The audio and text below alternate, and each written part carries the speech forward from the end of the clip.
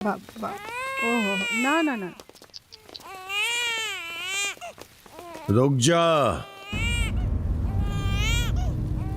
सुनंदा, यहाँ आवा, अकेले आवा।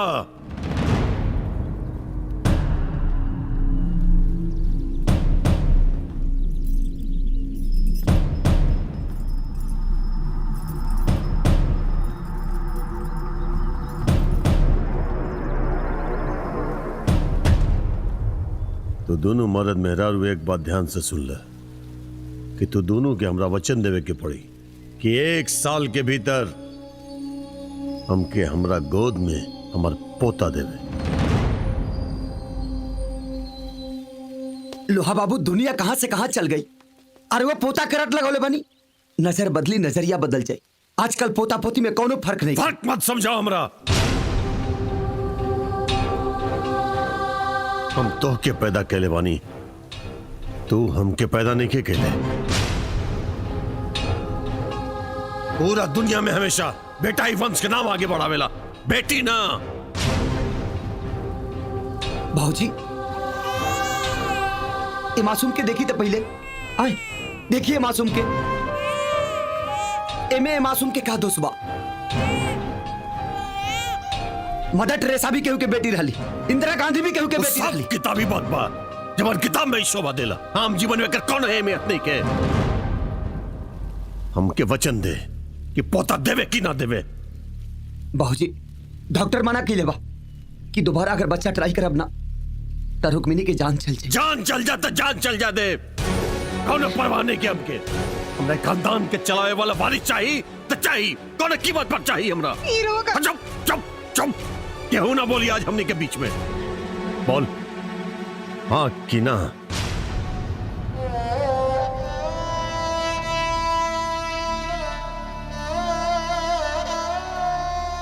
हाँ कि ना।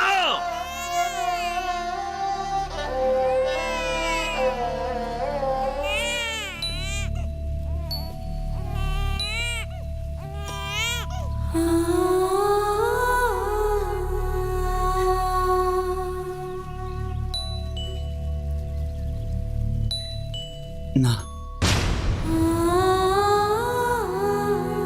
भाऊजी, रुक्मिनी के साथे साथ फेरा लेते समय हमका के वचन दिला रानी कि उम्र के तीनों पड़ाव में हमकर साथ दे, और वह जीत के वजह से हम अपन वचन नहीं तोड़ सकते। अगर तुहरी है फैसला बा तो हमरो अंतिम फैसला सुन ले। या तो तू हमरा ये वंश के चलावे वाला पोता देवे कि हाथ से ये घर के दरवाजा हमेशा खातिर तानी खातिर बंद हरा जरबी से।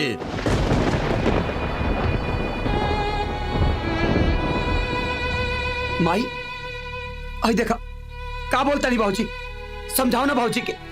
अगर तो हर माई बाबूजी ऐसे सोच ले रही तो का तू दुनिया में आई रहतू, का भाभी आई रहती, का रुक्मिनी आई रहती, का हम आई रहती।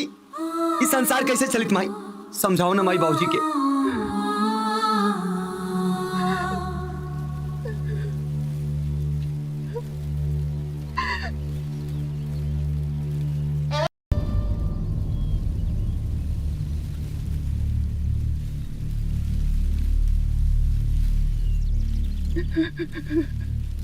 सुनंदा,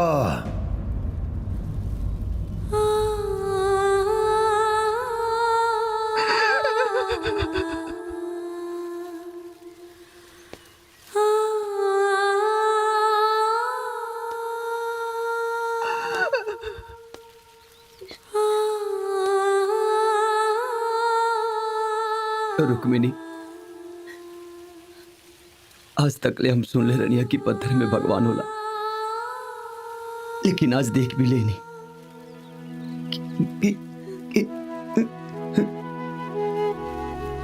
कि हर पत्थर में भगवान ना होला।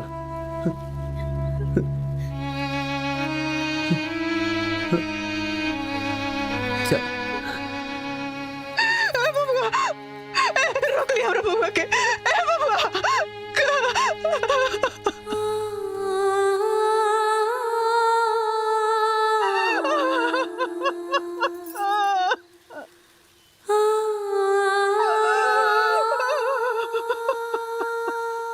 जाओ जाओ, मुंह देखता नहीं कि तू अपना बेटी के साथ है, कब तक जिए ले। जाओ।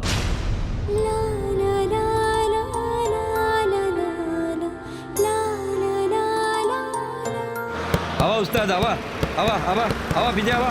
हाँ, आवेदा बस आधा घंटा गाड़ी रुकी, चाय पानी करे के बाद कर लो जा।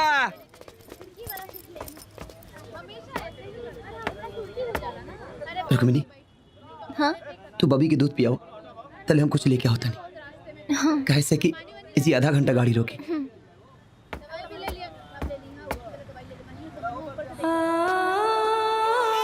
आजा आजा आजा आजा आजा आजा।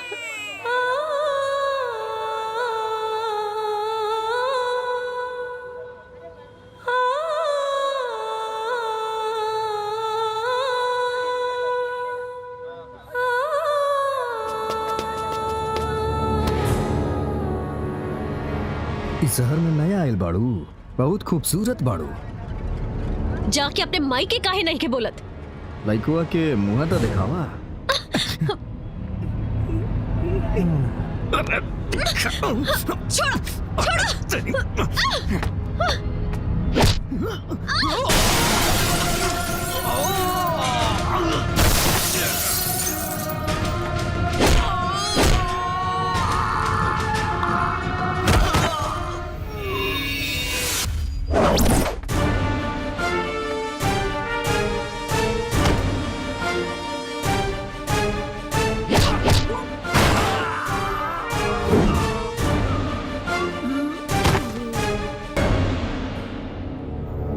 छोड़ो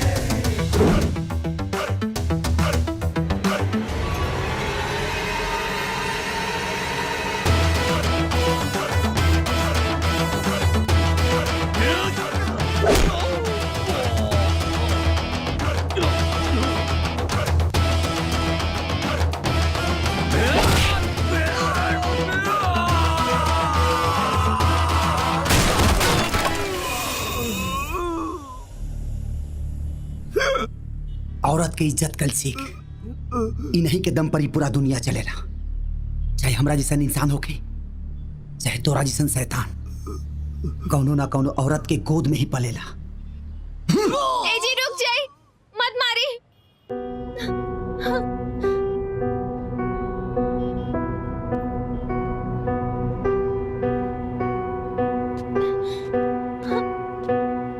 रोवा ठीक तो बानी? हाँ हम ठीक बानी। आ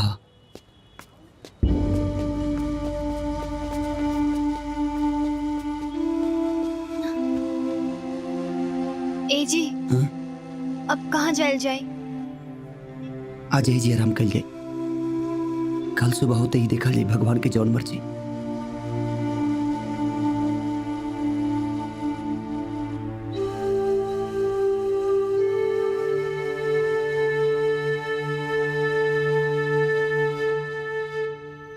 जौना मतारी के बेटा पतो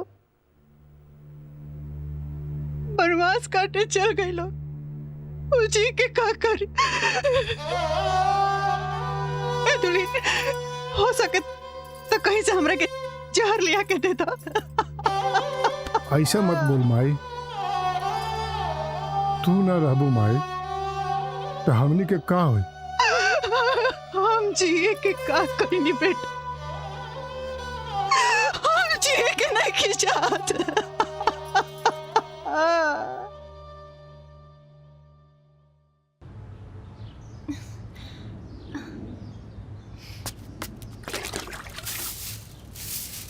ए चलो जल्दी उठा। अरे कौन है रे क्रम माई के? हाँ हाँ, आपको लगता नहीं है क्या का भाई? कि यहाँ आदमी सोया है? ए ढेर बोला मत, चलो जा यहाँ से। अरे हमार महारानी, कबू तक केहू से ढंग से बतिया लियल करा, जब देखा तब बाई के झोंका में ही रहलू। माफ कर दिया भैया, अगिया बैताल के मौसी ही आई। माफ।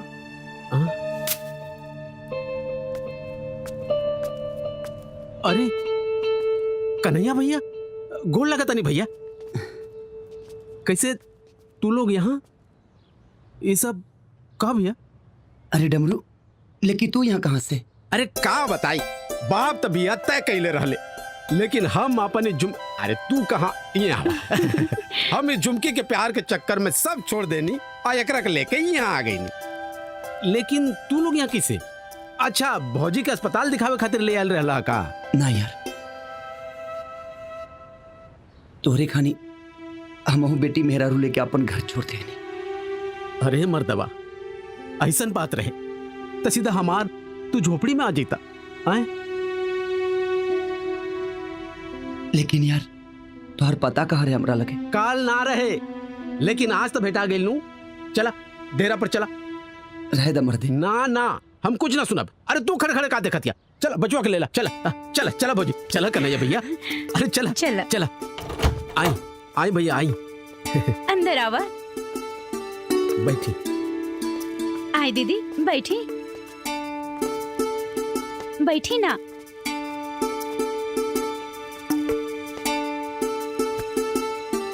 ओले ले ले। कन्हैया भैया, तू राजा घर के लड़का हुआ। हम जाना ताने कि यही जतहार गुजारा ना हो पाई, लेकिन जैसे भगवान राम सबरी के कुटिया में एडजस्ट कर गई रहले, वैसे तो होके भी यही जे एडजस्ट करे के पड़ी हमारी कुटिया में। अरे यार, कमरा बहुत छोटा बा और हमनी के रहला से तोरा लोगन के कष्ट हो जाए। अरे कैसन कष्ट? कोनो कष्ट ना होई। इंसान के दिल बड़ा होखेला ना भाई साहब, तो कमरा की लंबाई चौड़ाई कोनो मायने ना रखेला। हाँ, हम तो के कहीं जाए ना दे। हाँ, समझा दे भौजी। हाँ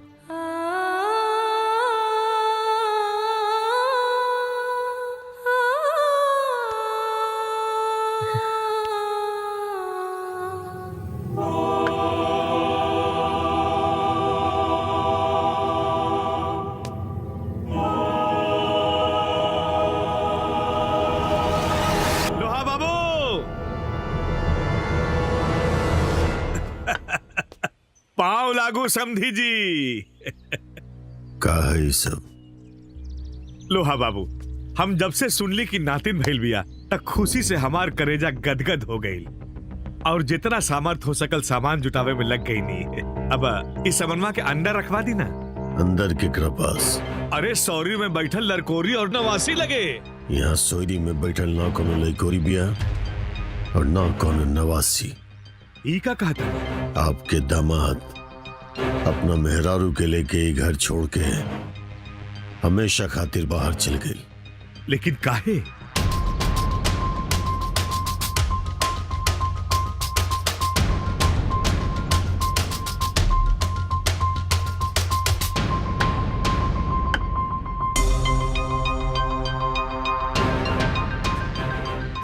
अब समझ में आई कि भगवान रउआ के बेटी काहे न दी। रउआ जैसे लोग समाज के सबसे बड़ दुश्मन बाड़े। नरेश बाबू, चिल्लाई मत। बेटी घर के लक्ष्मी होकेली और लक्ष्मी के अपमान करे वाला के भगवान कब्बो खुश ना रख सकेले। अगर आपके बकवास कैल खत्म हो गई होई तो आप जा सके नहीं।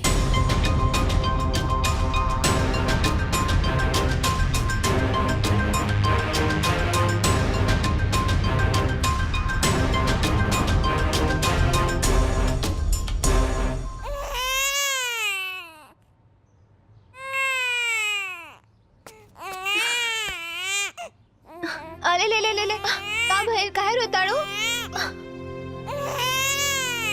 माँ आ गई नी, चुप हो जा। हाँ मेरा बेटा, शांत हो जा, शांत हो जा। अरे एकरा के दूध काहे नहीं पिया जब इतना रोतिया था? कहाँ से पियाई जी? टाइम से खाना नहीं की मिलत, ऐसे दूध भी नहीं की बनत, कैसे पियाई? चुप हो जा। भैया हाँ दूध बा? हाँ बा। दना एक पैकेट। कितना पैसा भी लिखा? 40 रुपया भैया।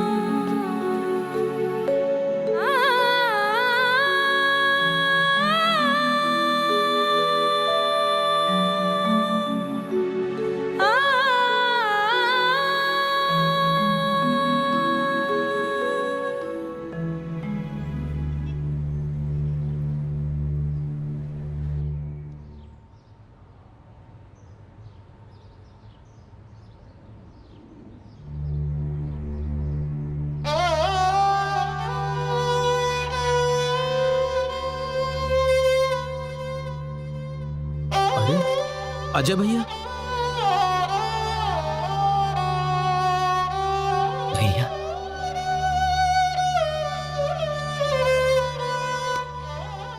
गोड़ लगा तनी भैया। तोके यही जगह पता कहाँ से मिल गई? बस स्टेशन पर ये लोग के खोजत रही तो एगो आदमी भेटाइल, उहे तोहार पता देले बा। हमारा का मालूम रहे कि तू बड़ा। अच्छा आई ना भैया। ठीक बा। अरे बाबू ई बचपना छोड़ बाबू, तू तो बाबूजी के जानत बड़ा ना। जब उनकर पारा चढ़ेला तो कुछो के कुछो बोलेलन, और तू उनकर बात पर घर छोड़ के चलल बाड़ा। तो चला हम तहनी के ले जाए खातिर आयल बानी। भैया अगर लोहा जी गुस्सा में कुछ कहले रहते तो हम घर छोड़ के ना आते, लेकिन लोहा जी तब फैसला ही सुना दे। और लोहा जी के फैसला हमरा खातिर लक्ष्मण रेखा के समान बा। अरे बचवा, अरे ई जिद छोड़, तू बाप बेटा के चक्कर में माई मर जाए। भैया माई के कुछ ना हुई, माई के देखे खातिर तू बड़ा ना। माई से कहिया ओकर बेटा बहू और पोती बहुत अच्छे से बढ़न जा, बहुत खुश बढ़न जा।